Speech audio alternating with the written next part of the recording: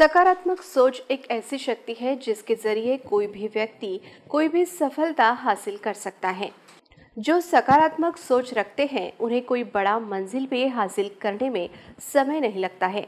सकारात्मक सोच वाले व्यक्ति हमेशा बड़े सपने ही देखते हैं और बड़े मंजिल को हासिल करते हैं। सकारात्मक सोच की इस शक्ति से कोई भी सफल हो सकता है। नमस्कार, आरआरसी प्रस्तुत सिटी माय ड्रीम प्रोग्राम में मैं मानसी आप सबका स्वागत करती हूँ। प्रोग्राम की शुरुआत करते हैं आज के ब्यूटी टिप्स के साथ। अगर आप हर महीने ब्यूटी पार्लर जाकर फेशियल पर ढेरों पैसा खर्च कर रही हैं, तो आप कलौंजी के तेल से घर पर ही फेशियल कर सकती हैं। फेशियल टोनिंग सामग्री: 1 कप गुलाब जल, 1 छोटा चम्मच कलौंजी ऑयल। विधि: गुलाब जल में कलौंजी ऑयल को मिक्स कर ले और एक स्प्रे बॉटल में भर ले। फिर इसे चेहरे पर स्प्रे करें और कॉटन बॉल से चेहरे को पोंछ लें। इस बात का ध्यान रखें कि आपका चेहरा पहले से साफ होना चाहिए। आप इस स्प्रे से मेकअप को भी रिमूव कर सकती हैं। फेस स्क्रबिंग सामग्री: 1 छोटा चम्मच कॉफी, 5 ड्रॉप्स कलौंजी ऑयल, 1 छोटा चम्मच रॉ मिल्क। विधि: कॉफी, कलौंजी ऑयल और रॉ मिल्क को मिक्स कर लें। अब इस मिश्रण से 2 मिनट के लिए चेहरे को स्क्रब करें। इसके बाद नॉर्मल पानी से चेहरे को साफ करें। इसे जरूर पड़े। चेहरा लगता है डल और उम्रदराज, तो अपनी डाइट में शामिल करें ये 6 चीजें। फेशियल स्टीम सामग्री: 1 बाउल पानी, 5 ड्रॉप्स कलौंजी ऑयल, 1 विटामिन ई कैप्सूल।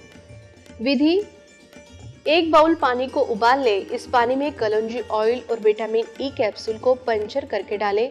अब इस पानी से 5 मिनट फेशियल स्टीम ले और फिर चेहरे को आहिस्ता आहिस्ता टॉवल से पोंछें। फेस पैक सामग्री: 1 बड़ा चम्मच मुल्तानी मिट्टी, 1 छोटा चम्मच चंदन पाउडर, चुटकी भर हल्दी, 1 बड़ा चम्मच एलोवेरा जेल, आधा छोटा चम्मच कलौंजी का तेल। विधि: ऊपर बताई गई सभी सामग्रियों को मिक्स करके लेप तैयार करें। इस लेप को चेहरे पर लगाएं और 15 मिनट तक चेहरे पर लगा रहने दें। अब इस लेप को चेहरे पर सूख जाने दें और फिर नॉर्मल पानी से चेहरे को वॉश कर लें। मॉइस्चराइजर: आखिर में आपको अपनी स्किन के अनुसार सही मॉइस्चराइजर का चुनाव करके चेहरे की हल्की मसाज करनी चाहिए। अगर आपकी त्वचा सेंसिटिव है तो स्किन एक्सपर्ट से परामर्श लेकर ही यह फेशियल करें। इन टिप्स को फॉलो करने से पहले डॉक्टर की सलाह जरूर लें। जीवन में हमेशा रहना है स्वस्थ, तो अपनाएं यह हेल्थ टिप्स। स्वस्थ रहने के कुछ डेली माध्यम जिनका पालन है जरूरी। कब्ज से पीड़ित लोगों को शाम के समय पपीते का सेवन जरूर करना चाहिए। फाइबर युक्त पदार्थों का सेवन करने से भी कब्ज में राहत मिलती है। दांतों को स्वस्थ एवं साफ रखने के लिए रात को सोने से पहले दांतों को साफ करना चाहिए। उसके बाद 1 गिलास पानी पीकर ही सोना चाहिए। खाना खाने के समय अधिक पानी नहीं पीना चाहिए। बीच में 1 बार ही पानी पीना चाहिए। यदि हो सके तो खाना खाने के आधे घंटे बाद पानी पिएं। प्रतिदिन योगा करना हमारे शरीर के लिए लाभदायक होता है। यह हमें गंभीर बीमारियों से भी बचा सकता है। फ्रिज में रखे ठंडे पानी को पीने से बचना चाहिए। यह न केवल गले के लिए हानिकारक होता है बल्कि हमारे शरीर को भी नुकसान पहुंचाता है। कहीं भी बाहर से आने के बाद, बाहर की वस्तुओं को छूने के बाद, घर में खाना बनाने से पहले, खाना खाने से पहले हाथों को बहुत अच्छी तरह से धोना चाहिए। यदि घर में छोटे बच्चे और बूढ़े लोग हो तो स्वच्छता का अधिक ख्याल रखना चाहिए, क्योंकि बच्चे और बूढ़े लोगों को बीमारियां जल्दी हो जाती है। घर में सफाई, झाड़ू, पोछा, जाला साफ इत्यादि करते रहना चाहिए। कूलर में या किसी भी गड्ढे में पानी अधिक समय तक नहीं भरा रहने देना चाहिए। इससे वहां पर मच्छर, कीड़े मकोड़े पनपते हैं जो हमारे लिए हानिकारक होते हैं। अतः हम सफाई का विशेष ख्याल रखना चाहिए। फर्श की सफाई फिनाइल आदि डालकर करनी चाहिए। टॉयलेट और बाथरूम को हमेशा साफ रखना चाहिए। यहाँ से इन्फेक्शन का खतरा अधिक होता है। खाने में पौष्टिक भोजन, दूध, दही, सलाद, फल, अनाज, हरी सब्जियों आदि का प्रयोग करना चाहिए। हमेशा सब्जियों को धोकर प्रयोग में लाना चाहिए। खाने को पकाने के लिए सोयाबीन तेल, सनफ्लावर ऑयल, मक्का या ऑलिव ऑयल को प्राथमिकता देनी चाहिए। बहुत देर तक ही एक ही अवस्था में नहीं बैठे रहना चाहिए। वातावरण में विभिन्न प्रकार के वायरस पनप रहे हैं जिनसे हमें खुद को बचाना चाहिए। ये जानलेवा साबित हो रहे हैं। हमें अपने आप को और अपने आसपास के लोगों को भी सुरक्षित रहने के उपायों को बताना चाहिए। लोगों को स्वच्छता के प्रति जागरूक करना चाहिए। शरीर को विटामिन डी की आवश्यकता होती है जिससे हड्डियां मजबूत रहती हैं। हमें सुबह की 2-3 घंटे की धूप लेनी चाहिए। सर्दियों में सूखे मेवे खाने चाहिए परंतु कम मात्रा में। अखरोट सेलेनियम का अच्छा स्रोत है, इसलिए अखरोट का सेवन करना भी लाभदायक होता है। सहेलियों, आज हमने आपको कुछ हेल्थ टिप्स बताई हैं। इन टिप्स को फॉलो करने से पहले डॉक्टर की सलाह जरूर लें। अब देखते हैं आज का अनोखा एपिसोड क्या है। पिरियड, मासिक धर्म, महिना, माहवारी अशा अनेक नावांनी आपण याला संबोधतो। पिरियड जिथे हे नाव येते तिथेच लोकांचे विचार थांबून जातात। याविषयी बोलणं सुद्धा आवडत नाही आणि जर कोणी याविषयी बोलायला लागलं की म्हटलं जातं किती बेशरम आहे, असं चार चौकात बोलायला लाज नाही का वाटत? काय हा विषय आहे, बोलण्यासारखा आहे का? तिची पिरियड सुरू आहे, तिला शिवू नको, तिला शिवली का, आता आंघोळ करून शुद्ध हो आधी, असंच काही आपण नेहमी ऐकतो। हीच विचारधारा बदलण्यासाठी आणि लोकांना जागरूक करण्यासाठी साची गजघाटे कार्य करत आहे। अनेक पुरस्कारांनी सन्मानित साची आज आपल्या भेटीला आल्या आहेत। मासिक पाळीतील स्वच्छताबद्दल त्या आपल्याला इन्फॉर्मेशन देणार आहेत। चला तर भेटूया साची यांना। नमस्कार साची, खूप खूप स्वागत आहे आपलं आमच्या स्टुडिओमध्ये। साची, जसं की आम्ही हे सुद्धा एक मिथ ऐकलेलं आहे की पिरियड्सच्या मध्ये आपण एक्सरसाइज नाही करू शकत, एक्सरसाइज केल्याने फ्लो जास्त राहतो किंवा अनेकशा अशा गोष्टी ऐकलेल्या आहेत। तर किती ही गोष्ट खरी आहे, किती सेफ आहे एक्सरसाइज करणं पिरियड्सच्या डेजमध्ये किंवा मग योगा, प्राणायाम याचा काय इफेक्ट आहे असं तुम्हाला वाटते? योगा, प्राणायाम, मेडिटेशन, व्हिज्युअलायझेशन ह्या सगळ्या गोष्टी जर का आपण नॉर्मल डेजमध्ये पण करतो आहोत तर पिरियड डेजमध्ये पण करायला काही हरकत नाही। आपण जर फिजिकल एक्सरसाइज जर का करतो आहोत आणि त्या दरम्यान आपल्याला जर का खरंच स्वतःला, ते डिपेंड्स ऑन इंडिव्हिज्युअल्स बॉडी। मला जर का खूप जास्त त्रास होत असेल तर मला माझ्या बॉडीला आराम देण्याची गरज आहे हे मला कळतं, त्यावेळेस मी आराम करेल। बट जर का मी एक स्पोर्ट्स पर्सन आहे, मला खेळणं आवडतं आणि त्या दिवसांमध्ये मी माझं स्पोर्ट्स बाजूला नाही ठेवू शकत। खूप असे स्पोर्ट्स पर्सन आहेत ज्या ड्युरिंग देअर पिरियड्स ते नॅशनल, इंटरनॅशनल, ऑलिम्पिक्ससुद्धा खेळतात। तर असं नाही आहे की तुम्ही स्वतःला बाउंडेड करायला पाहिजे। Depends on your bodies requirement, त्याच्या अकॉर्डिंग तुम्ही तुमच्या बॉडीला रिस्पॉन्स करायला पाहिजे। तुम्हाला जर आरामाची गरज आहे आणि तुम्हाला खरंच असं वाटतंय की मी आराम करायला पाहिजे, त्यावेळी तुम्ही आराम करा। एक्सटेन्सिव्ह एक्सरसाइज जर का तुमची रिक्वायरमेंट आहे त्या काळाची, तर त्या काळात तुम्ही एक्सटेन्सिव्ह एक्सरसाइज करू शकता, पण आपली हेल्थ लक्षात ठेवूनच। असं नका करू की आपण खूप एक्सटेन्सिव्ह एक्सरसाइज करताय आणि दुसऱ्या दिवशी आपण आपला हेल्थ इश्यूज आपल्याला येतोय।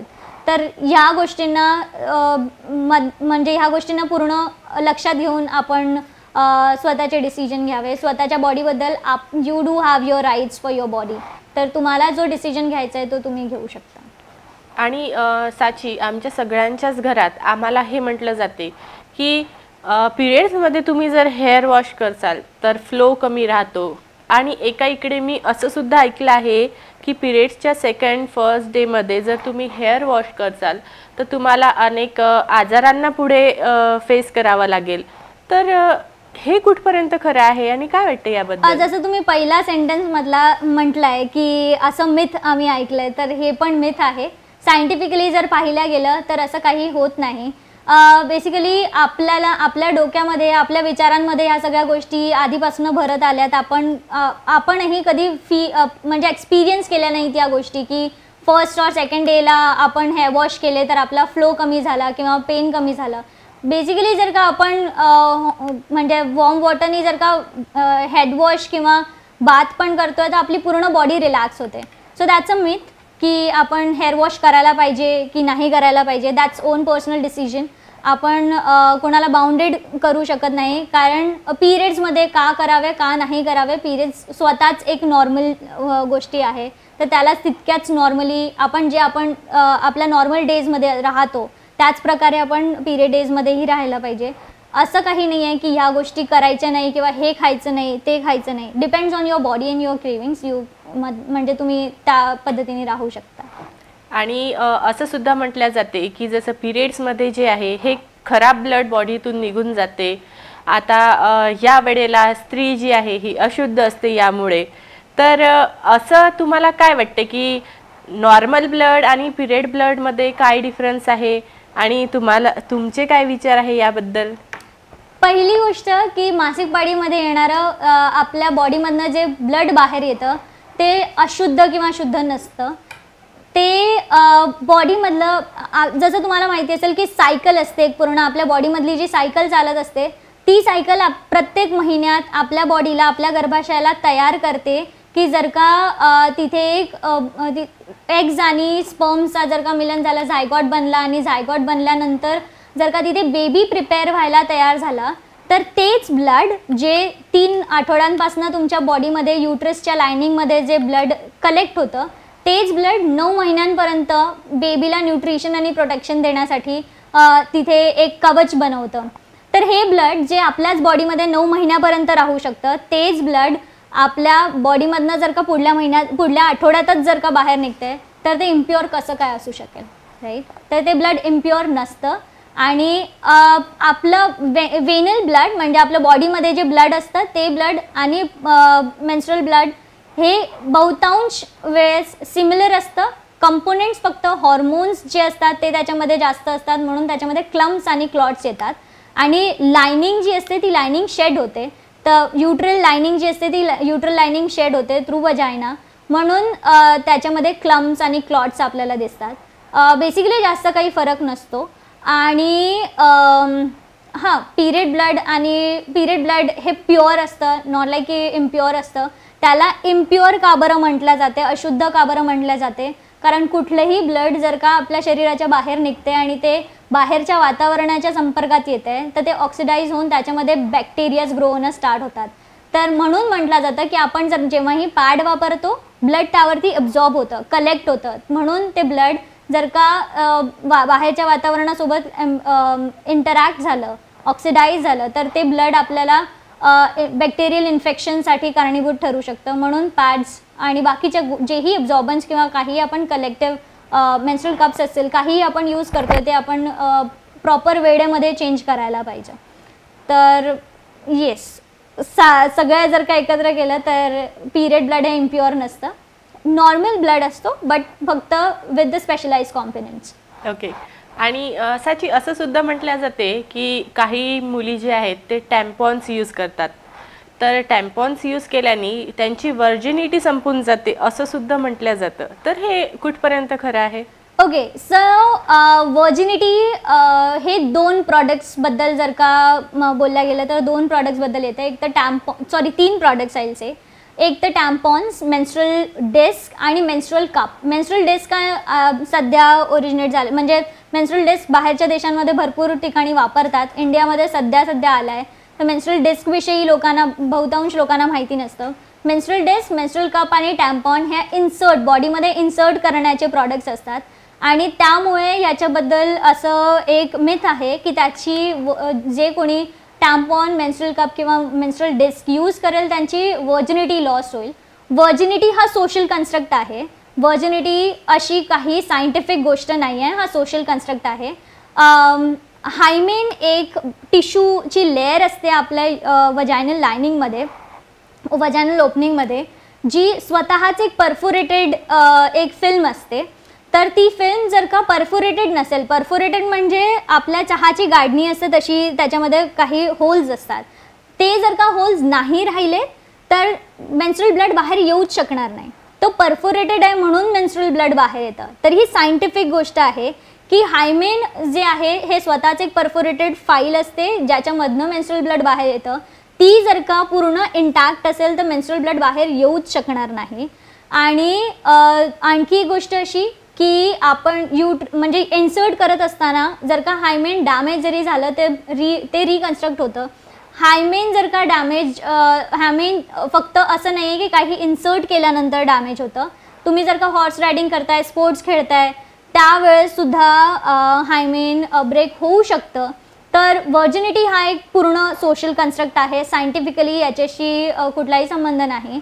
आणि टॅम्पॉन, मेन्स्ट्रुअल कप्स आणि मेन्स्ट्रुअल डिस्क हे यूज करण्यासाठी सेफ आहेत. इवन दो टीनेजर्ससुद्धा यूज करू शकतात. मेन्स्ट्रुअल कप्सच्या वेगवेगळ्या साईज येतात. टीनेजर्स आपल्या अकॉर्डिंग एक एक्स्ट्रा स्मॉल साईज येतो, टीनेजर्स यूज करू शकतात. आणि 18+ जे असतात ते अकॉर्डिंग टू देअर बॉडी ते स्मॉल किंवा लार्ज साईज मेन्स्ट्रुअल कपचा यूज करू शकतात. तर साची, समाजामध्ये आजही खूपसे असे लोक आहेत जे पिरियड्स याविषयी बोलू इच्छित नाहीत आणि त्यांना म्हणजे ह्या विषय घेतला म्हणजे त्यांना असं वाटते की याविषयी बोलायचंच नाही आहे, है ना. तर या अशा लोकांसाठी, अशा मानसिकतेसाठी तुम्ही काय म्हणू इच्छिता? कोणत्याही गोष्टीला जर का वाचा फोडायची असेल त्याला आईस ब्रेकिंग म्हणतात. तर आईस ब्रेकिंग म्हणजे कुठल्याही एका टॉपिकबद्दल आपण जर का बोलू इच्छितोय आणि आपल्याला तो टॉपिक जर का नॉर्मलाइज करायचा आहे तर वी ॲज अ मेन्स्ट्रुएटर्स मी यासाठी म्हणते कारण फक्त महिलांना पिरियड्स होत नाही, असे काही आणखी जेंडर्स असतात ज्यांना पिरियड्स होतात. तर वी ॲज अ मेन्स्ट्रुएटर आपण स्वतःहून जर का त्या विषयांवरती बोलू लागलो, नॉर्मली जर का आपण या गोष्टींचा संवाद साधत आहोत किंवा नॉर्मली आपण जनरली या कम्युनिकेशनलाच आपण जनरलाइज कम्युनिकेशन केलं, तेव्हा जाऊन आपण अदर जेंडर्ससोबत बोलू शकू, राईट. आपण आपल्या फॅमिलीमध्ये जर का कम्युनिकेशन वाढवलं, याबद्दल कम्युनिकेशन वाढवलं म्हणजे काय, आपल्या फॅमिलीमध्ये जर का आपला बहीण भाऊ आणि पप्पा असतील त्यांच्यासोबतही आपण कम्युनिकेशन जर का सुरू केलं, आपण बोलू लागलो तर हा टॉपिक नॉर्मलाइज होईल, जनरलाइज होईल. आपण जर का स्वतःहून बोलत आहोत, कॉलेज स्टुडंट जर का आहेत, मी मासिक पाळीवरती काम करणं माझ्या कॉलेजपासून स्टार्ट केलं आणि कॉलेजमध्ये असताना आमचे जितकाही कॉमन ग्रुप असतो, मुलं सगळे एकत्र आहेत आणि सगळेजण जर का नॉर्मलाइज करून आपण आपल्या फ्रेंड्ससोबत जर बोलतो आहोत तर तोही एक टॅबू ब्रेकर म्हणून किंवा आईस ब्रेकर म्हणून काम करेल. तर मेन्स्ट्रुएटर्सनी कम्युनिकेशन स्टार्ट केलं पाहिजे असं माझं मत आहे. आणि मेन्स्ट्रुएटर्स प्रत्येक घरात आहेत, प्रत्येक घरातल्या महिलांना मुलींना पिरियड्स होतात. तर एवढं जर का नॉर्मलाइज आहे पिरियड तर आपण कम्युनिकेशन पण तेवढंच नॉर्मलाइज केलं पाहिजे. ओके. साची, तुमच्यापासून आम्हाला ही नवीनच एक गोष्ट सध्या माहीत पडलेली आहे की फक्त स्त्रियाच नाही तर आणखी जेंडर्ससुद्धा आहेत ज्यांना पिरियड्स येतात. तर आम्हाला याबद्दल थोडं एक्सप्लेन करू शकता का तुम्ही? राईट. सो असे 3 जेंडर्स आहेत ज्यांना पिरियड्स येतात. आतापर्यंत असं होतं की फक्त महिलांना पिरियड्स येतात आणि महिलांना पिरियड्स येतात आणि मासिक पाळी थ्रू फक्त महिला जातात. तर असं नाही आहे. ट्रान्स मेन आणि नॉन बायनरी पीपल असतात. हे जेंडर म्हणजे LGBTQIA+2S कम्युनिटी जी आहे त्या कम्युनिटीमध्ये येतात. ट्रान्स मेन आणि नॉन बायनरी पीपल ज्यांना पिरियड्स येतात आणि ते as normal as women bleed तसेच नॉर्मली त्यांना पण ब्लीडिंग्स होतात. तर असं नाही आहे की फक्त महिलांना किंवा मुलींना पिरियड्स येतात, अदर जेंडर्स आहेत त्यांनाही पिरियड येतात. म्हणून ग्लोबली एक मेन्स्ट्रुएटर्स हा टर्म आहे जो कुठल्याही स्पेसिफिक जेंडरला मेन्शन करत नाही की महिलांना पिरियड्स येतात म्हणून. मेन्स्ट्रुएटर हा जनरलाइज ग्लोबल इन्क्लुझिव्ह टर्म ज्याला म्हणता येईल. तर मेन्स्ट्रुएटर्स हा इन्क्लुझिव्ह टर्म यूज केला जातो. ओके. आणि जी आधी परिस्थिती होती आणि सध्या परिस्थिती आहे तर यामध्ये किती डिफरन्स वाटतो तुम्हाला, की म्हणजे किती चेंजेस आलेले आहेत? बेसिकली चेंजेस अजूनही घडत आहेत, चेंजेस झाले नाही आहेत पूर्णपणे. ज्यांना आपण टार्गेट करून बेसिकली आपण त्यांना हॅमर करून जर एज्युकेशन देतोय आणि त्यांच्यामध्ये बदल घडवून आणण्याचा ट्राय करतोय for a long period of time, तेव्हा जाऊन बदल घडत आहेत. बदल पहिले काही बदल घडायची ते आणि आत्ता जे बदल घडत आहेत त्याच्यामध्ये खूप पेस आहे, गती आहे. आताच्या लोकांमध्ये किंवा 10 वर्षापूर्वीच्या लोकांमध्ये एक्सेप्टन्स फार कमी होता. त्यांना एक्सेप्टन्स त्यांच्या पुरातन काळांपासून ज्या गोष्टी चालत आल्या त्या एक्सेप्टन्स जास्त होत्या. आजची जी पिढी आहे त्यांना ग्रास्पिंग एबिलिटी आणि त्यांच्यामधली जी एक्सेप्ट करण्याची एबिलिटी आहे ती जास्त आहे. तर म्हणून आता म्हणजे कंपॅरेटिव्हली आता काम करणं सोपं झालं आहे की लोकांना जर का आपण सांगतोय तर ते अडॅप्ट करतायत, ती मेथड वापरून बघतायत. काही हायजीन टिप्स असतात जे आपण सांगतो आणि ते यूज करून बघतात तर त्यांना ते बेनिफिट होतात. तर बेसिकली ह्याच गोष्टी आहेत. पेस ऑफ एक्सेप्टन्स आत्ता जास्त वाढला आहे. ओके. साची, तुम्ही जसं की ग्रामीण भागात, शहरी भागात तर तुम्ही जाताच, या अवेअरनेससाठी स्कूल्समध्ये सुद्धा गेले आहे का? हो, बेसिकली स्कूल्समध्ये आम्ही खूप जास्त एज्युकेशन केलेत ऑनलाईन. कोविडच्या ड्युरिंग आम्ही ऑनफिल्ड जाऊ शकत नव्हतो, तर आम्ही ऑनलाईन कनेक्ट होऊन स्टुडंटसोबत एज्युकेशन सेशन केलेत. सुरुवात मी माझ्या स्कूलपासून केली होती. मी गुरु नानक कॉन्व्हेंट स्कूलमध्ये होती अकोलामध्ये. तर मी GNCSमध्ये अवेअरनेस सेशन्स केलेले आहेत, एक नाही भरपूर वेळा केले आहेत. तर तिथल्या स्टुडंट्सला एज्युकेट करण्यात, म्हणजे कुठल्याही स्कूलच्या स्टुडंट्सला एज्युकेट करण्यात खूप जास्त लाईक इंटरेस्टिंग असतं. कारण मुलांच्या डोक्यामध्ये इतके सारे प्रश्न असतात की ज्यांना जे अनआन्सर्ड क्वेश्चन राहतात खूप जास्त काळापर्यंत, आणि ते गुगलवरती जातात, काही सर्च करतात आणि काहीतरी वेगळेच आन्सर त्यांना मिळतात, जे रियालिटीपासून फार वेगळे असतात. कारण गुगल ओपन सोर्स आहे, तिथे कुणीही एडिट करू शकतं. तर ओपन सोर्सवरून एज्युकेशन घेणं आणि प्रॉपररित्या एज्युकेशन घेणं फार वेगळी गोष्ट असते. त्यामुळे स्कूल्समध्ये एज्युकेशन सेशन करणं खूप जास्त इंटरेस्टिंग मला आढळलं जेव्हा आम्ही ऑन फील्ड पण जातो. नवोदय विद्यालयामध्ये सुद्धा एज्युकेशन सेशन घेतले आहेत. तर भरपूर अशा स्कूल्स आणि कॉलेजेस आहेत. कॉलेजेसचे NSS कॅम्प्स असतात, तर NSS कॅम्प्समध्ये सुद्धा आम्ही एज्युकेशन म्हणजे सेशन्स केले आहेत, अवेअरनेस सेशन्स केले आहेत. साची, जसं की मुली वयामध्ये येतात, टीनेजमध्ये, तर या वयामध्ये येताना त्यांना पिरियड्स सुरू होतात. पण जेव्हा त्यांना पिरियड्स सुरू होतात त्यांना हे माहीतच नसते की म्हणजे ही गोष्ट काय आहे. खूप त्या अशा म्हणजे पहिल्यांदा असे घाबरून जातात की हा काय प्रकार आहे म्हणून. तर अशा वेळेला तुम्हाला काय वाटते, पॅरेंट्सची, घरच्या लोकांची काय भूमिका असली पाहिजे आणि त्यांनी कशा प्रकारे त्यांना ते एज्युकेशन दिलं पाहिजे? ओके, बेसिकली हा पूर्ण टॉपिक जो येतो तो येतो प्युबर्टी एज्युकेशनमध्ये. प्युबर्टी एज्युकेशन हे फक्त it's not just about menstruation. Puberty एज्युकेशनमध्ये आपल्या बॉडीमध्ये, आपल्याच नाही तर प्रत्येक जेंडरच्या बॉडीमध्ये चेंजेस होत राहतात. एक नाही, अनेक चेंजेस होत राहतात. त्या चेंजेस बदलत असताना आपल्यालाच कळत नाही की आपल्या बॉडीवरती कुठनं हेअर्स येत आहेत किंवा आपला आवाज का बरं चेंज होतोय. मे बी कोणाची हाईट खूप जास्त वाढते, कोणाची हाईट खूप कमी वाढते, कोणामध्ये हॉर्मोनल चेंजेस जास्त होतात, कोणाचा आवाज खूप जास्त घोगरा होतो, कोणाचा सॉफ्ट आवाज असतो. तर हे सगळे चेंजेस प्युबर्टीच्या जे एज ग्रुप असतो त्या एज ग्रुपमध्ये येतं. मेजर चेंज जो मतलब बेसिकली जास्त करून हायर पर्सेंटेजमध्ये जो चेंजेस येतो महिलांमध्ये, तो चेंजमध्ये म्हणजे पिरियड्स येणं. जर का आपल्याला हे चेंजेस आधीच दिसतात आपल्या घरातल्या बाळामध्ये, जर का हे चेंजेस आपल्याला दिसत आहेत, तर त्यांना थोडंफार करून कम्युनिकेशन स्टार्ट करायचं. की एकदा तुम्ही जर का कम्युनिकेशन स्टार्ट केलं की आता बेटा तुझ्या बॉडीमध्ये हे चेंजेस होतील, ह्या चेंजेस होतील आणि हे चेंजेस नॉर्मल आहेत. कुठल्याही आपण सगळेच ह्या चेंजेस थ्रू गेलो आहे, तर ह्या सगळे चेंजेस नॉर्मल आहे. कितीरित्या एक्सेप्टन्स असायला पाहिजे हे पेरेंट्सवरती, आणि not even for the parents, आपल्या टीचर्सवरती, जे सराउंडिंग एल्डर पीपल आहेत त्यांच्यावरती डिपेंड करतं.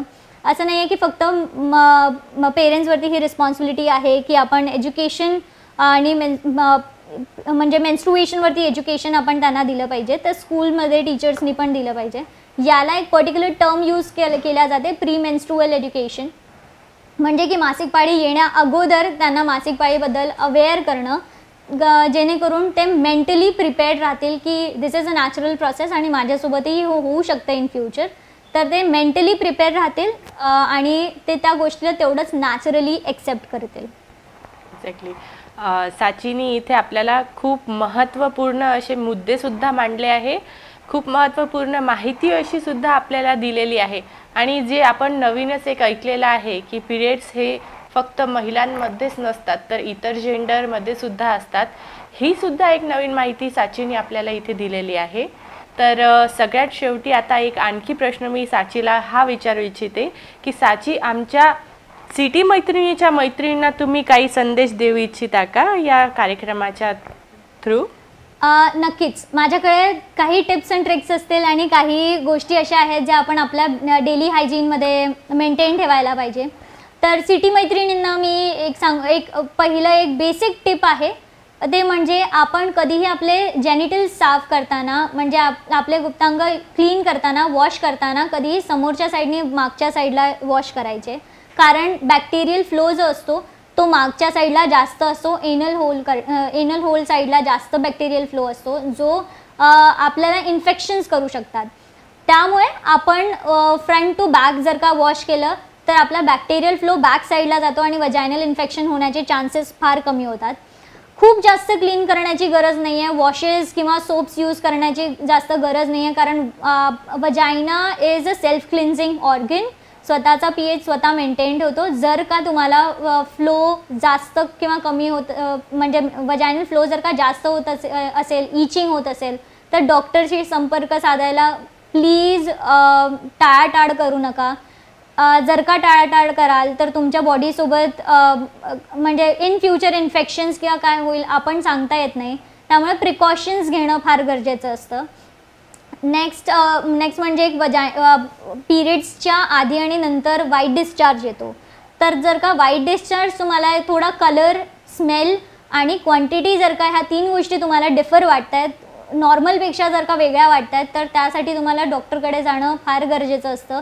जनरलाइज चेकअप करून या म्हणता, जेणेकरून काळजी करण्याची काही गरज राहणार नाही. तुम्ही इन्फेक्शन्स वगैरे काही असतील तर ते जर का ट्रीटमेंटने निघून जातील तर प्रिलिमिनरी लेवलवरतीच त्या सगळ्या इन्फेक्शन्स निघून जातील. एक सगळ्यात महत्त्वाचा मुद्दा म्हणजे मेन्स्ट्रुअल वेस्ट मॅनेज करणं. म्हणजे खूप लोकांना आपण पाहिलं असेल की आपण पॅड्स यूज करतो, बहुतांश महिला पॅड्स यूज करतात आणि आपण या गोष्टीचा डिस्पोजिंग प्रॅक्टिसेस जे असतात ते आपण प्रॉपररित्या पाळत नाही.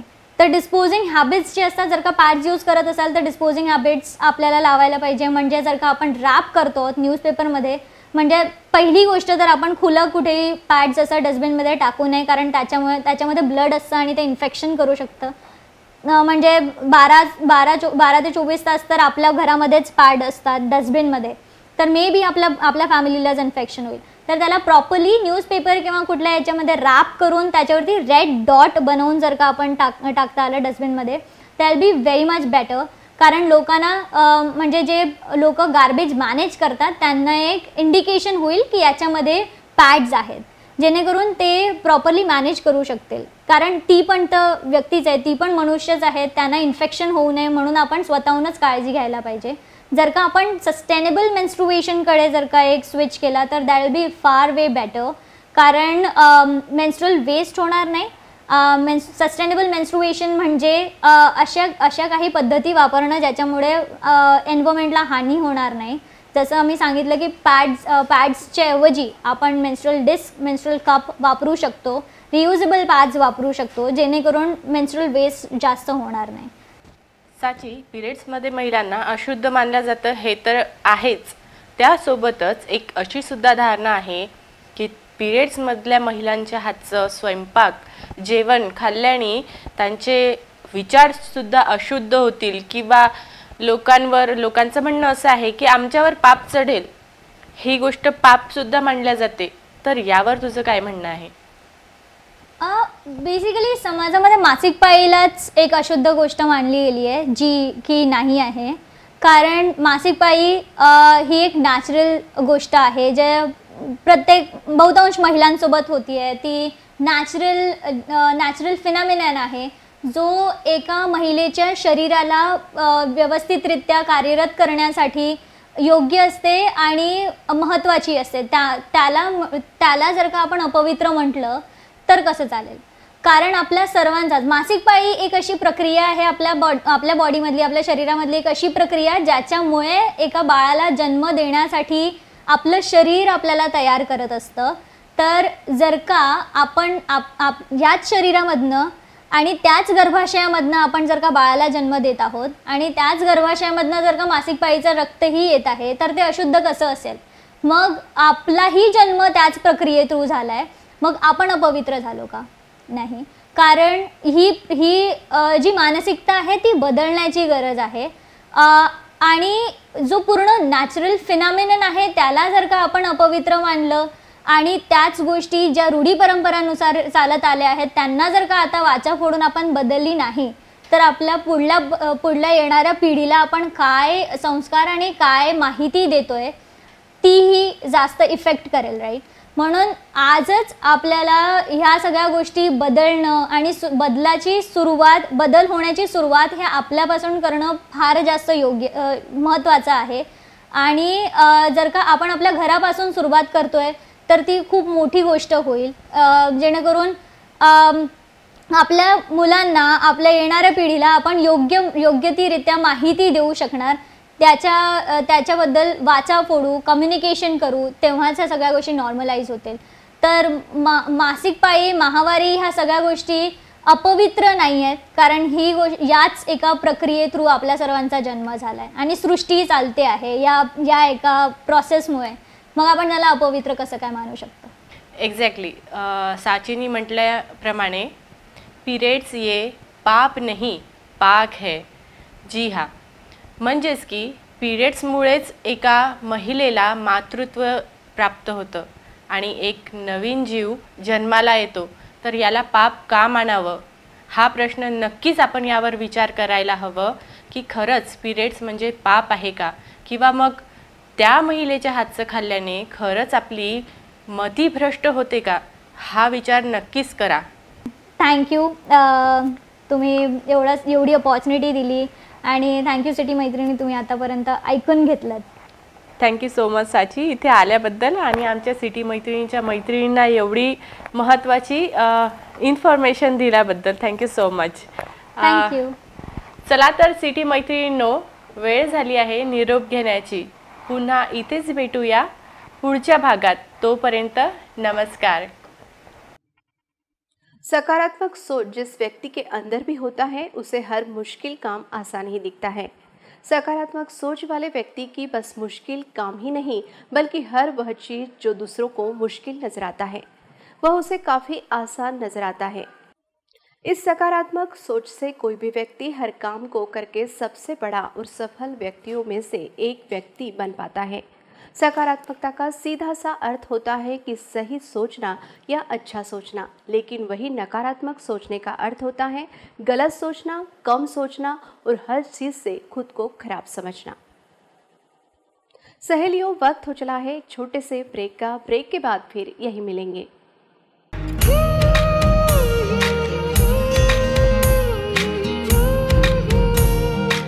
हाय मैत्रिणींनो, कशा आहात? RRC प्रस्तुत सिटी मैत्रीण हा कार्यक्रम पाहत आहात की नाही? नक्कीच पाहत असणार. मैत्रिणींनो, RRC प्रस्तुत सिटी मैत्रीण या कार्यक्रमात महिलांमधील दडलेले कलागुण, सुप्ते गुण दाखवा सिटी मैत्रीणच्या माध्यमातून. मैत्रिणींनो, RRC मार्फत आमच्या सर्व सिटी मैत्रिणींसाठी एक खास संधी आणली आहे, ज्यामध्ये अकोल्यातील सर्व महिलांना सिटी मैत्रीण होण्याची संधी आहे. तुम्हाला सिटी मैत्रीण होण्याकरिता सिटी मैत्रीण सदस्यता नोंदणी करणे आवश्यक आहे आणि याची शेवटची तारीख ही 31 मे आहे. तर मैत्रिणींनो, लवकरात लवकर सिटी मैत्रीणची सदस्यता नोंदणी करा. नोंदणी करण्यासाठी पत्ता सिटी चॅनल ऑफिस, उत्सव संकुल, गांधी रोड, अकोला.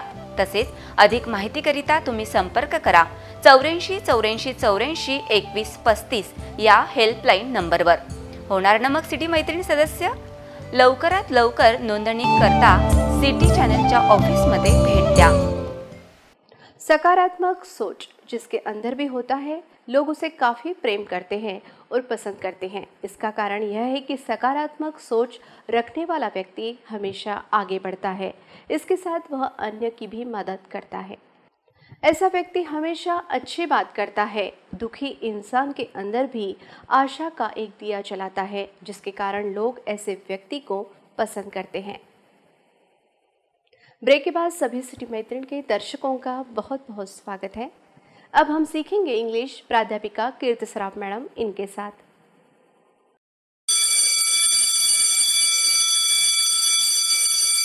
नमस्कार मित्रांनो, मी कीर्ती सराफ आजच्या इंग्लिश स्पीकिंग सेशनमध्ये आपल्या सगळ्यांचं स्वागत करते आहे. Hello everyone, this is Kirti Saraf. I would like to welcome you all in today's English speaking session. मित्रांनो, आतापर्यंत आपण शिकलेलो आहे जास्तीत जास्त आपण स्वतःबद्दल बोलतो दिवसभरातून. ओके, नियर अबाउट 90% आपण स्वतःबद्दलच सांगत राहतो किंवा स्वतःबद्दलच बोलत राहतो. त्याच्यामुळे मॅक्झिमम कन्स्ट्रक्शन जे आपण शिकतो या आय म्हणजे मीच्या बाबतीत शिकतो किंवा सुरुवात तिथूनच करतो. ओके. तर आज आपण जी कन्स्ट्रक्शन शिकणार आहोत ती थोडीशी नवीन आहे. आपण आपल्या जवळच्या गोष्टी किंवा दूरच्या गोष्टींबद्दल बोलणार आहोत. त्याला इंग्लिशमध्ये कसं बोलायचं, कारण नेहमी काय आपण स्वतःबद्दल थोडीच बोलणार आहोत, दुसऱ्यांबद्दलही बोलणार आहोत, एखाद्या वस्तू व्यक्तीबद्दल बोलणार आहोत. पण मग त्या वस्तू कशा असतील, काही जवळच्या असतील, काही दूरच्या असतील. तर त्या वस्तूंबद्दल कसं बोलायचं ते आज आपण शिकणार आहोत. वस्तू, व्यक्ती, प्राणी काही पण असू शकतं. ओके. तर धिस इज म्हणजे जर एखादी वस्तू तुमच्या जवळ असेल, धिस म्हणजे तो, ती, ते. ओके. तो, ती, ते. धिसचा अर्थ इंग्लिशमधला असा होतो, तो, ती, ते. धिस इज म्हणजे ते आहे, तो आहे, ती आहे असा होतो. तर जर एखादी वस्तू एकच आहे आणि ती जर तुमच्या जवळ आहे, वस्तू एकच आहे, लक्षात घ्या हां, वस्तू एकच आहे आणि ती तुमच्या जवळ आहे, तर आपण वापरायचं आहे त्याला धिस इज. ओके. मग आता आपण जिथे बसलेलो आहोत तिकडे सभोवताली नजर टाका आणि तुमच्या जवळच्या वस्तू कोणत्या आहेत त्याचं कसं म्हणायचं.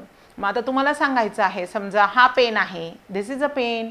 हा बोर्ड आहे, this is a board, white board. और दिस इज माय क्लासरूम, ही माझी क्लासरूम आहे. दिस इज अ कॅमेरा, हा कॅमेरा आहे. दिस इज अ वॉच, ही घड्याळ आहे. दिस इज अ बँगल, ही बांगडी आहे. दिस इज माय फ्रेंड, हा माझा फ्रेंड आहे, मित्र आहे. दिस इज अ कम्प्युटर, हे एक संगणक आहे. This is a T V, हा टी व्ही आहे. तर तुमच्या आजूबाजूला जे गोष्टी दिसतात त्यांच्या एकच आहे त्याच्यासाठी आपल्याला धिस इज वापरायचं आहे. पण ती वस्तू कशी पाहिजे, जवळची पाहिजे, त्याला वापरायचं आपण धिस. हा, ही, हे. धिस इज म्हणजे हे आहे, हा आहे, ही आहे. दिस इज माय मॉम, ही माझी आई आहे. This is my dad. Yes. तर मॉम डॅड म्हटलेलं अजून छान वाटतं. Mother father it is okay, but मला असं वाटतं मॉम डॅड जास्त चांगलं वाटेल जर तुम्ही इंग्लिश स्पीकिंगमध्ये जर मॉम डॅड यूज कराल तर. Okay. This is my mom, ही माझी आई आहे. दिस इज माय डॅड, हे माझे बाबा आहेत. दिस इज माय ग्रँडफादर, हे माझे आजोबा आहेत. She is my granny, this is my granny. Granny म्हणजे आजी. काल सांगितलं grandfather, grandmother, grandpa, granny, grandparents म्हणजे तुमचे आजी आजोबा. ओके. तर याच्यामध्ये कन्फ्युजन असतं की आईचे आई वडील आणि बाबांचे आई वडील कसे म्हणायचे इंग्लिशमध्ये. तर ते आपण एक स्पेशल सेशन घेणार आहोत रिलेशनशिप्सचं, त्याच्यात मी सांगेलच, पण आता थोडंसं एक्सप्लेन करून देते, विषय आलेला आहे. तर जे वडिलांकडचे आई वडील असतात त्यांना आपण पॅटर्नल ग्रँडपेरेंट्स म्हणतो. पॅटर्नल म्हणजे पप्पांकडचे किंवा वडिलांकडचे. आणि मॅटर्नल ग्रँडपेरेंट्स म्हणजे आईचे आई वडील. ग्रँडपेरेंट्स म्हणजे आजी आजोबा दोघंही आले त्याच्यात. ओके.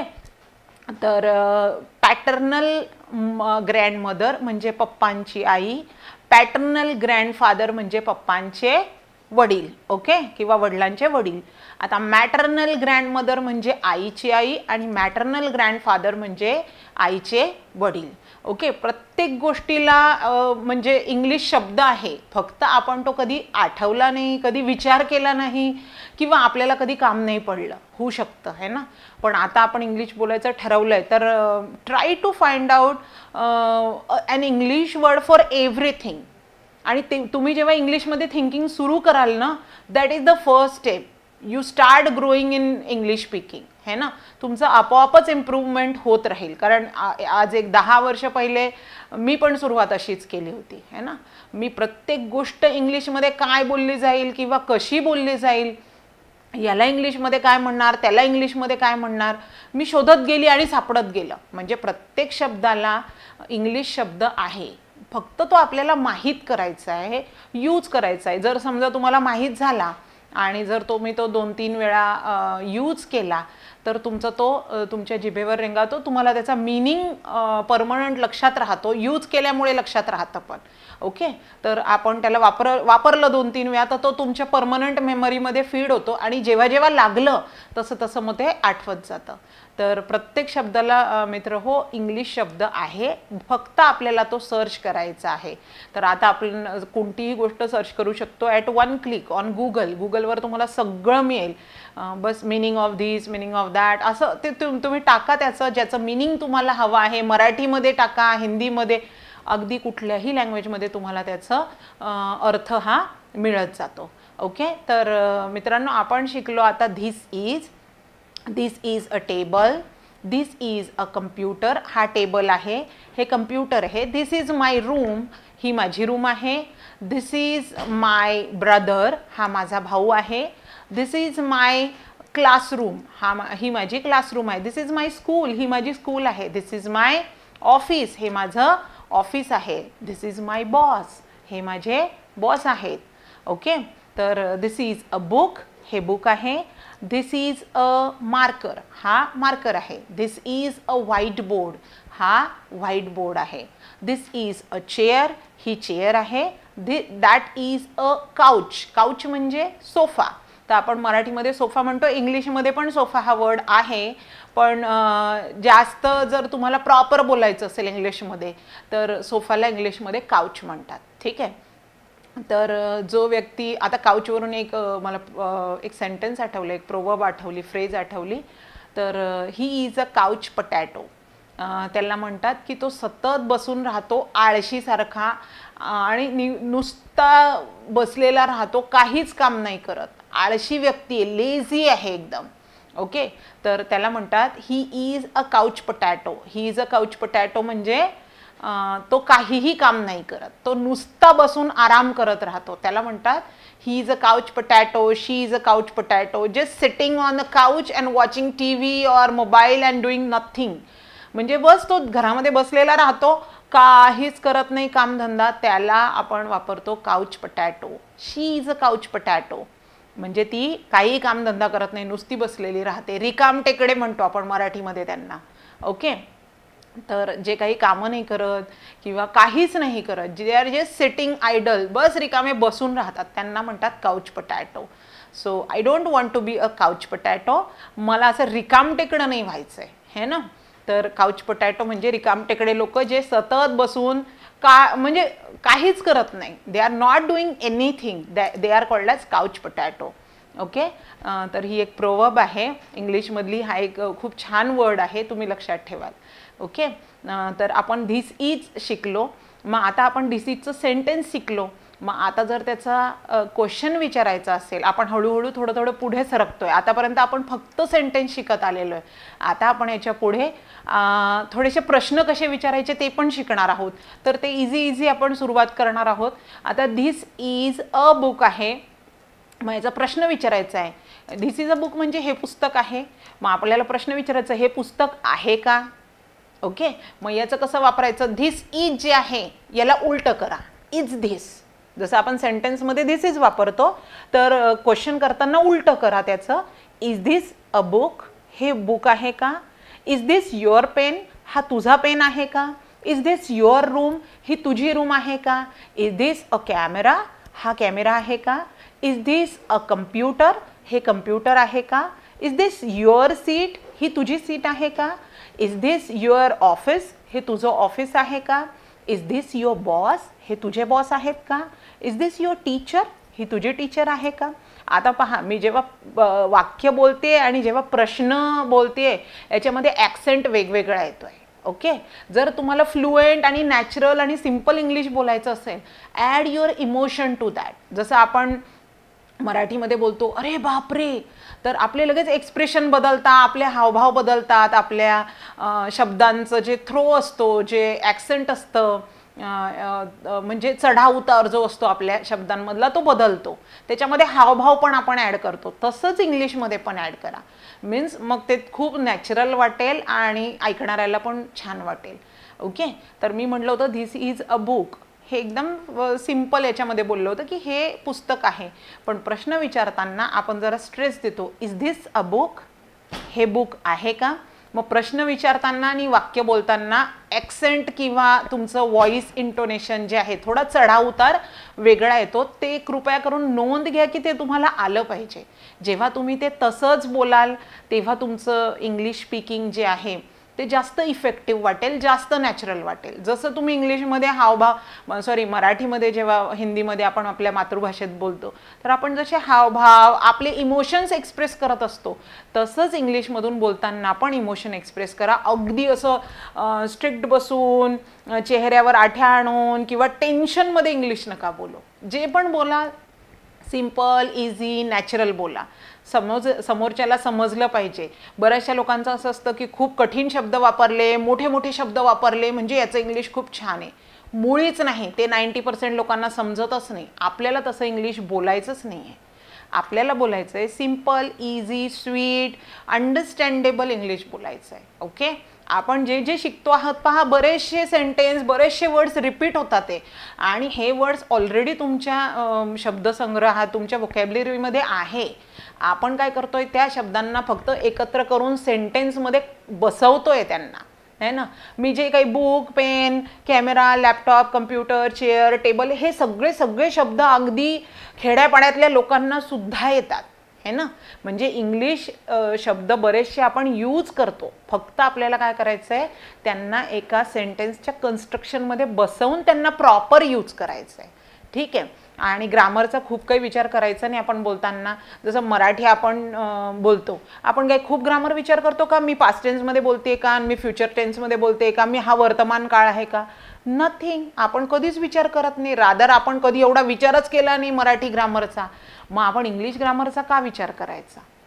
ओके. मग जिथे ग्रामर येतं तिथे मग अभ्यास आला आणि मग ते बोर होऊन जातं. ओके. तर आपल्याला ग्रामर शिकायचंच नाही, आपल्याला कन्स्ट्रक्शन शिकायचे आहे आणि त्या कन्स्ट्रक्शन म्हणजे तशाच्या तशा यूज करायचे आहे. ओके. प्रॅक्टिस करायची. ते प्रॅक्टिस करून करून काय होईल, तुम्हाला इझिली ते वापरता येईल. ओके. तर आता आपण धिस इज शिकलो, त्याचे क्वेश्चन बनवायचं शिकतो आहे. फक्त क्वेश्चन बोलताना, प्रश्न बोलताना आपल्याला ते थोडंसं स्ट्रेस देऊन बोलायचं आहे की तो प्रश्न वाटला पाहिजे समोरच्याला. Okay. Is this a camera, हा कॅमेरा आहे का. इज दिस अ टेबल, हा टेबल आहे का. इज दिस युअर रूम, ही तुझी रूम आहे का. इज दिस अ कॅट, ही मांजर आहे का.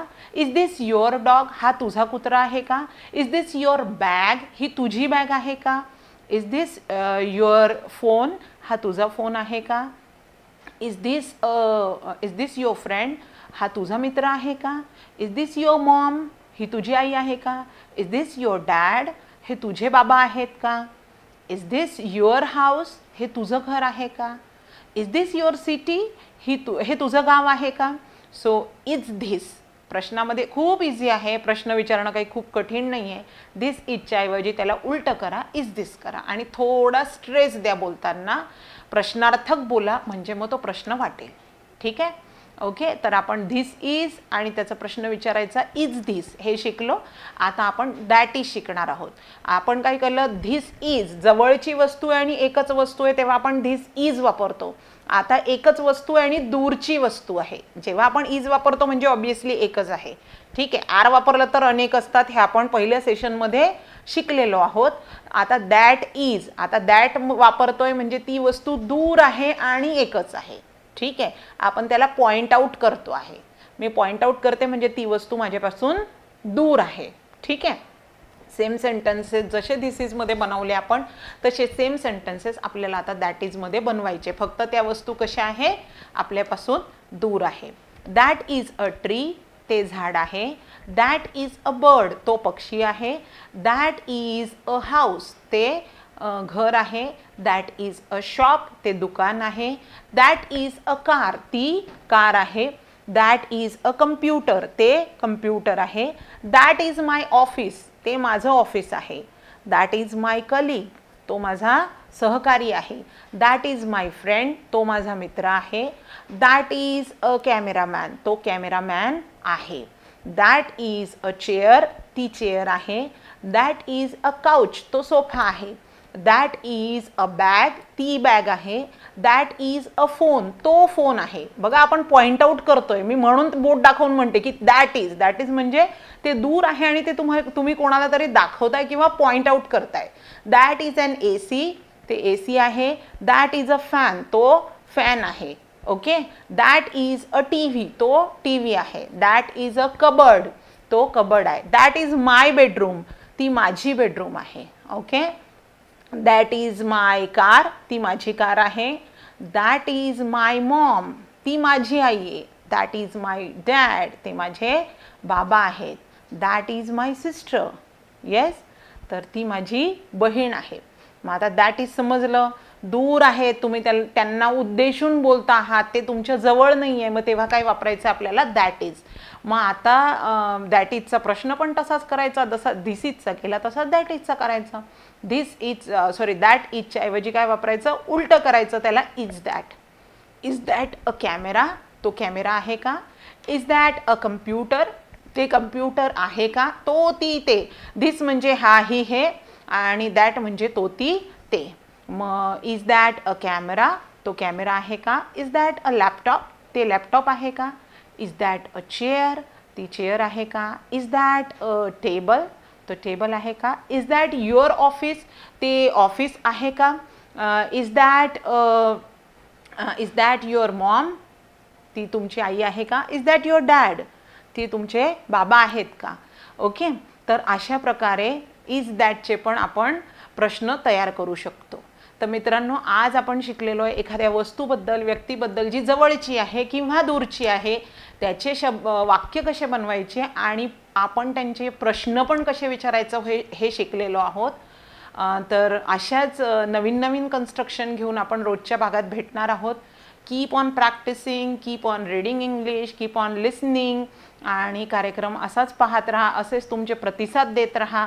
तुमचे प्रतिसाद आम्हाला खूप चांगलं प्रोत्साहन देत आहेत आणि काहीतरी अजून चांगलं करण्यासाठी मीन्स एनकरेज करतात आम्हाला. So thank you so much all. भेटूया उद्याच्या भागात. Till that have a great day.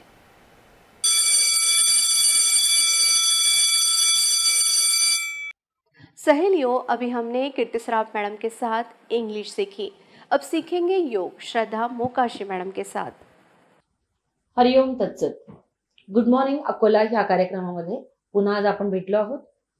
आज आपण शिकणार आहोत, ऍक्च्युली आपण आतापर्यंत जेवढे अभ्यास शिकलेलो आहे तेवढ्या सगळ्या अभ्यासांमध्ये खूप जणांना असं कन्फ्युजन असेल की आता आम्ही काय काय करायचं, हो की नाही. तर आपण आता आपल्याला जेवढा अभ्यास आवश्यक आहे, म्हणजे आपल्या शरीरानुसार किंवा आपल्याला जेवढ्या अभ्यासाची गरज आहे तेवढाच अभ्यास आपण रोज करायचा. त्याच्यासाठी तुमच्यासाठी आम्ही छोटे छोटे प्रोग्राम घेऊन आलेलो आहे. जसे की ओबेसिटी करता, म्हणजे लठ्ठपणा करता एखादा प्रोग्राम, किंवा जर तुम्हाला बीपी असेल, स्ट्रेस असेल तर त्याच्याकरता वेगळा प्रोग्राम. जे लोक तंदुरुस्त आहेत पण त्यांना आपली हेल्थ मेंटेन करायची आहे अशा लोकांकरता वेगळा प्रोग्राम, असे आम्ही छोटे छोटे वेगळे प्रोग्राम बनवलेले आहेत. तर आज आपण शिकणार आहोत सर्वसामान्य लोक जे आहेत, वेलबिईंग म्हणतात, टोटल वेलबिईंग, म्हणजे ज्यांना काही आजार नाही आहे परंतु त्यांना आपली हेल्थ मेंटेन करायची आहे, अशा लोकांनी काय काय अभ्यास करायला पाहिजे ते मी सांगणार आहे. पहाटे उठल्यावर कोणता अभ्यास करायचा, सकाळी कोणता अभ्यास करायचा, दुपारी कोणता अभ्यास करायचा आणि रात्री कोणता अभ्यास करायचा, असे याच्यामध्ये 4 स्टेप्समध्ये अभ्यास आपल्याला करायचे आहे. म्हणजे तुम्ही म्हणाल की दिवसभर योगाभ्यास करण्यासाठी आमच्याकडे एवढा वेळ नाही, परंतु अशा पद्धतीने जर का आपण अभ्यास करत राहिलो तर आपल्याला त्याचा जास्त फायदा होऊ शकतो. पहाटे उठल्याबरोबर मी तुम्हाला मंत्र साधना शिकवलेली आहे. तर पहाटे उठल्याबरोबर सगळ्यांसाठीच तुम्ही अंथरुणातून खाली उतरण्याच्या आधीच, म्हणजे फ्रेश होण्याच्या आधी सुद्धा तुम्ही या 3 मंत्रांचा अभ्यास करू शकता, जे 3 प्रभावी मंत्र आहेत. महामृत्युंजय मंत्र, गायत्री मंत्र आणि दुर्गा द्वात्रिशम नाम माला, म्हणजे दुर्गाच्या 32 नावांचा मंत्र. तर ह्या 3 मंत्रांचा आपल्याला रोज उच्चारण करायचं आहे. सकाळी झोपेतून उठल्याबरोबर आपण जेव्हा अंथरुणात बसलेलो असतो त्यावेळेला ती मंत्रसाधना मी तुम्हाला शिकवलेली आहे. दुसरा म्हणजे तुम्ही फ्रेश झालात त्याच्यानंतर तुम्ही मॉर्निंगचे अभ्यास म्हणजे सकाळचे अभ्यास करू शकता. त्याच्यामध्ये जे सर्वसामान्य लोक आहेत त्यांच्यासाठी आज अभ्यास सांगणार आहे. ताडासन सिरीज करायची आहे. ताडासन, तिर्यक ताडासन, कटी चक्रासन, हे मी तुम्हाला शिकवलेलं आहे. ताडासन, तिर्यक ताडासन, कटी चक्रासन, या तिन्ही आसनांचा अभ्यास 3 वेळेला सुरुवात करून 5 वेळेला आणि 8 वेळेला पर्यंत वाढवायचा आहे. ज्यांना कॉन्स्टिपेशनचा त्रास आहे, पोटा साफ होत नाही, पोटाचे आजार आहेत, तर त्या लोकांनी TTK म्हणजे ताडासन, तिर्यक ताडासन, कटी चक्रासन हे करण्यापूर्वी कोमट पाणी प्यायचं आहे. मीठ घातलेलं कोमट पाणी. 1 लिटर पाण्यामध्ये 1 चमचा मीठ घालून पूर्ण विरघळून घ्यायचं आहे आणि कोमट पाणी जे आपल्याला इझिली पिता येईल, म्हणजे अगदी फार थंड पण नाही आणि फार गरम पण नाही, जे आपण सहज पिऊ शकू असं बसून गटागटा प्यायचं आहे. 2-4 ग्लास जेवढा आपल्याच्याने पिला जाईल आणि त्याच्यानंतर ही 3 आसनं करायची आहेत. तुमच्या कॉन्स्टिपेशनचा त्रास याने कमी होईल आणि पाठीचा किंवा कमरेमध्ये जी काही आखडण असते सकाळी उठल्यावर जो त्रास असतो, फ्रेश वाटत नाही, आळस वाटतो, कंटाळा येतो, हा सगळा जो आहे ह्या TTK सिरीजमुळे तुमचा दूर होईल. तर TTK सिरीज आपण करून दाखवलेली आहे. तुमच्याकरता आज पुन्हा TTK सिरीज आम्ही करून दाखवणार आहोत. ठीक आहे. हरिओम तत्सत. सकारात्मक सोच इंसान को कुछ न कुछ नया सीखने के लिए प्रेरित करती रहती है. यह समय ऐसा ही है जो इंसान कुछ न कुछ नया सीखता रहता है, वह सबसे आगे रहता है. कुछ लोग ऐसे भी होते हैं जो सीखना ही बंद कर देते हैं, जिसके कारण उन्हें बहुत सी परेशानियों का सामना करना पड़ता है. कुछ भी नया सीखा जा सकता है. नई भाषा हो, कोई कौशल, यह कुछ भी ऐसा जो एक व्यक्ति को नहीं आता. अब वक्त हो गया है अलविदा कहने का. तो फिर मिलेंगे इसी समय इसी जगह. तब तक के लिए देखते रहिए RRC नेटवर्क. नमस्कार.